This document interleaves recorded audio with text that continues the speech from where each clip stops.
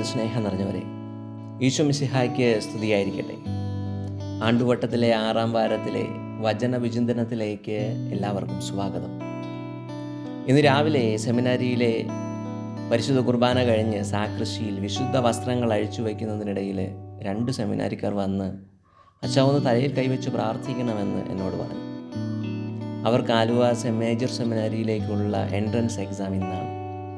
ഞാൻ കൈകൾ വെച്ച് അനുഗ്രഹിച്ചുകൊണ്ട് കർത്താവിൻ്റെ നാമത്തിൽ അവർക്ക് വേണ്ടി പ്രാർത്ഥിച്ചു, ആശംസകൾ നൽകി.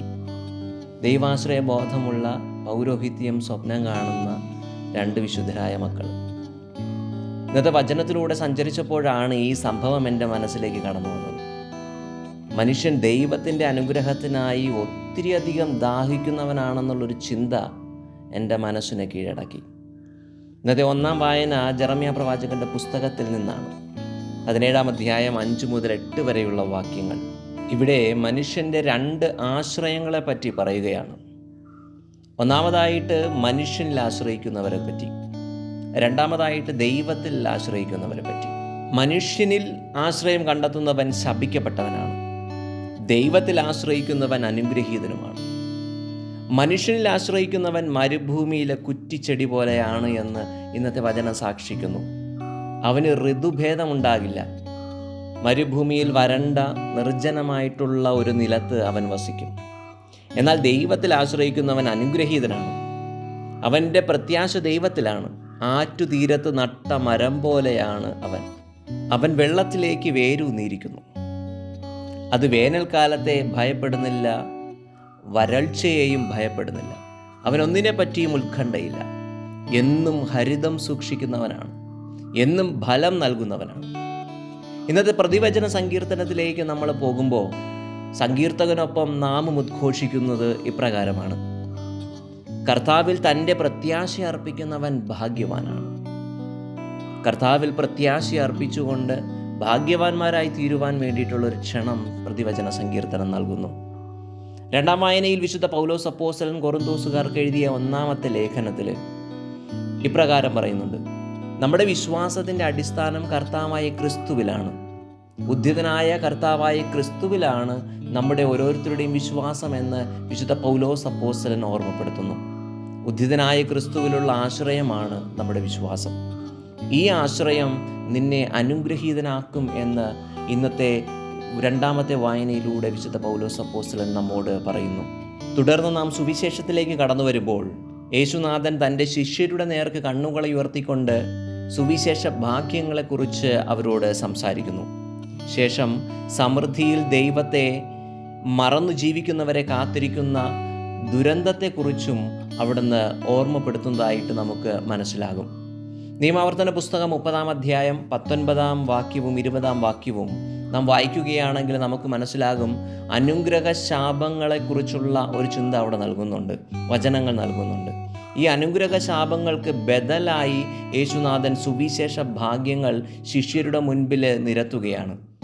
ഈ പ്രഭാഷണത്തിൻ്റെ തുടക്കത്തിൽ തന്നെ സൗഭാഗ്യവും ദുരിതങ്ങളും മനുഷ്യൻ്റെ അല്ലെങ്കിൽ ഒരു ക്രിസ്തു ശിഷ്യൻ്റെ സാമ്പത്തിക സാമൂഹിക വ്യവസ്ഥകളോട് ബന്ധിപ്പിച്ചിരിക്കുകയാണ് യേശുനാഥൻ ഇന്നത്തെ സുവിശേഷത്തിൽ. ദരിദ്രർക്ക് ഭാഗ്യങ്ങളും അവരുടെ വിപരീത വിഭാഗത്തിന് ദുരിതങ്ങളും പ്രഖ്യാപിക്കുകയാണ് യേശുനാഥൻ. 4 ഭാഗ്യങ്ങൾ അല്ലെങ്കിൽ 4 അനുഗ്രഹങ്ങൾ, അവയ്ക്ക് വിരുദ്ധമായ 4 ദുരിതങ്ങൾ, ഇവയാണ് ഇന്നത്തെ സുവിശേഷത്തിൻ്റെ ഉള്ളടക്കം. ഈ സുവിശേഷത്തിലൂടെ കടന്നു പോകുമ്പോൾ ചില ചോദ്യങ്ങൾ നമ്മുടെ മനസ്സിലേക്ക് കടന്നു വരും. ആരാണ് ദരിദ്രർ? സാമൂഹികവും സാമ്പത്തികവുമായ അവസ്ഥകളെ സൂചിപ്പിക്കുന്ന ഭൗതിക ദാരിദ്ര്യവും നിരാസക്തിയെ സൂചിപ്പിക്കുന്ന ദാരിദ്ര്യ അരൂപിയുമാണ് ഇവിടെ വിവക്ഷിക്കുന്നത്. ഇവ രണ്ടും ഒരു ക്രിസ്തു ശിഷ്യന് ആവശ്യമാണ്.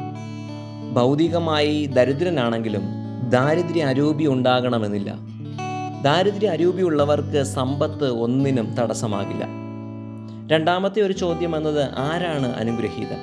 ദൈവത്തിൻ്റെ പാതയിൽ ചരിക്കുന്നവനാണ് അനുഗ്രഹീതൻ. ദൈവഹിതം നിറവേറ്റുന്നതിൽ താല്പര്യം കാണിക്കുന്നവൻ, ക്ലേശങ്ങളിലും ദുഃഖങ്ങളിലും ദൈവത്തിൽ പ്രത്യാശ വയ്ക്കുന്നവനാണ് അനുഗ്രഹീതൻ. ഇന്നത്തെ സുവിശേഷത്തിലെ ചില ചിന്തകളിലൂടെ നമ്മൾ കടന്നു പോകുമ്പോൾ ക്രിസ്ത്യാനികളായ നാം ഓരോരുത്തരും ഒരു തരത്തിൽ അല്ലെങ്കിൽ മറ്റൊരു തരത്തിൽ എപ്പോഴും ദരിദ്രരായി ജീവിക്കുന്നവരാണ്. വിശപ്പ് സഹിക്കുന്നവരാണ്. സ്നേഹത്തിനായും അതോടൊപ്പം തന്നെ പലവിധ കാരണത്താലും വിശപ്പ് സഹിക്കുന്നവരാണ് നാം ഓരോരുത്തരും. വേദനകളിലും ദുഃഖങ്ങളിലും നമ്മളൊക്കെ കരയുന്നവരാണ്.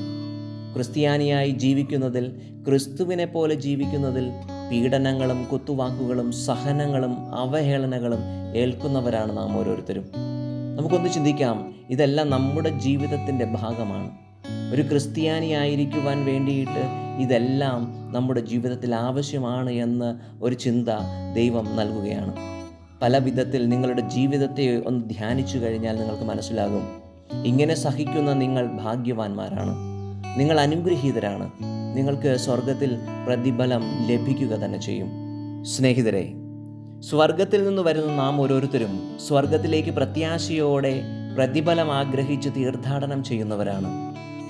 അനുഗ്രഹീതരാകാനും ഭാഗ്യപ്പെട്ടവരാകാനുമുള്ള ഒരു വലിയ ത്വര, വലിയൊരാഗ്രഹം നമ്മുടെ ഉള്ളിലുണ്ട്. സ്വർഗത്തിലേക്കുള്ള ഈ യാത്രയിൽ ദൈവത്തിൽ ആശ്രയിച്ച് യേശുവിൻ്റെ ദരിദ്രനായി, യേശുവിൻ്റെ വിശപ്പുള്ളവനായി, യേശുവിൻ്റെ കണ്ണുനീരുള്ളവനായി, യേശുവിനെ പോലെ സുവിശേഷം ജീവിക്കുന്നവനാകാം. അപ്പോൾ സ്വർഗരാജ്യം നിൻ്റേതാകും.